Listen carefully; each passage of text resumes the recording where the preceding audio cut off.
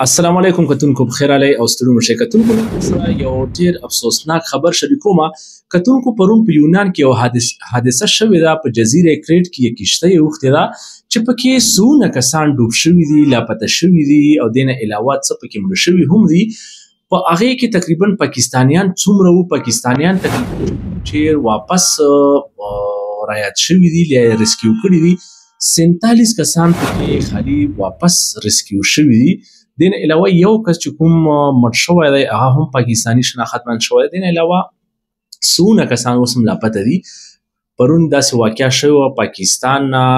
چې څومره خلک وو دنیا نور ملکونه خلک وو هغه یورپ ته تله په غیر قانوني طریقه باندې کتونکو دا اولنۍ واقعه نه دې نه مخکې هم سهونه واقعهګانې شوي دي چې پکې داسې کښتۍ ماته شي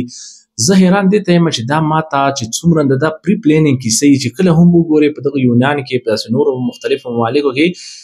دا ایجنټان چې دا پری پلین باندې دا کښتیو کې داسې چل وکړه او بیا هغه ماتې شي او موږ تاسو خلک رونه مطلب رشته داران کې پساو شي کتونکو دې نه علاوه که تاسو وګورئ نو افسوسناکه خبره یو ډېره خفګان خبره پکې دا ده چې دغه کې تقریبا 8 نه 12 سال پورې چې کوم ماشومان دي هغه ډېر زیات وو پکې چې په دغه کې تقریبا 3 نه 5 پورې کسان چې ریسکیو شوي دي هغه تعلق پاکستان کې ناریوال سیالکوټ او منډي بهاودین سایډ نه دی دین علاوه په درجنو ماشومان پکې وس سوال دا پیدا کوي چې دا آیا دا ماشومان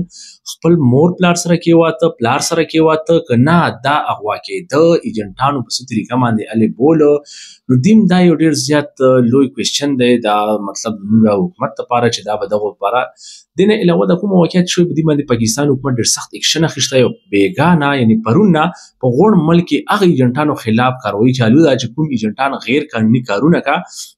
که تاسو ګورئ نن سبا هر دویم کس ایجنټ دی په وجه باندې مونږ خلک په لالچ کې او شنه باغات ورته جوړ کړه چې هلته به دیجه لاړ شو بیا به د یورپ ته کې باسو منځ کې داسې ملکونه دي کښتۍ دي هلته مطلب دومره لکونه تنخواګانې دي یورو دا ډالر دي نو په دې په مد کې دلته خلکو نه پیسې واخلي هغه ځان سره بوځي مختلف قسمه سختۍ په تېرې کا چې کوم فاینل ټایم راشي که تاسو وګورئ بس خالي واورو چې یونان کې بلغاریا کې سربیا کې دغه کښتۍ واوښته کښتۍ ماته شوه نو کتونکو پرون کښتۍ کې 47 پاکستاني چې کوم دي هغه واپس ریسکیو شوي دي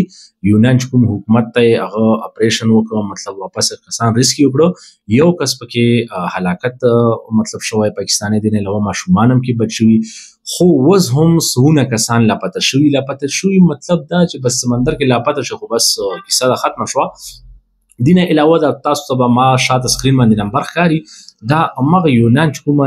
جزیره کریټ ته امغه کې دا نمبر د پاکستاني سفارتخانې ولا پکې ناستي کسان پکې ناستي چې چا هم لواهقین یا چا هم خپلوانی په دې نمبر باندې رابطه مو سره کړای شي باقاعده خپل مطلب رشتہ دارانو پوښتنه هم کړای شي دا کسان چې کوم دي فلال یونان حکومت سره دي زیر علاج دي په هسپتالو کې دي ان شاء الله دا به باقاعده په خطرې باندې پاکستان ته واپس راځي دا یو شارټ پروګرام مخکې سره شیر کړئ چې ډېر داسې خلک به چې هغه به د پته نه دومره اندازه خو ورته لګېدي چې کښتۍ وختې ده خپلو سره به رابطه نه شي دا ما دې لپاره وکړو چې چا هم داسې څه هغوی دغه ډېر پاکستانیان بچ شوي دي او چې کوم تقریبا اوسه پورې صرف یو پاکستانی مړ شوی هغه هم سیالکوټ نه دی دا څومره هم خلک چې دا پاکستان کې کوم علاقونه سیالکوټ نه بهاودین نه ناریوال نه دي نه زیات وو بقیه نور پاکستان مختلف علاقونه مو ورسره شیر کړی اوس د نه غواړم اجازه د الله په امان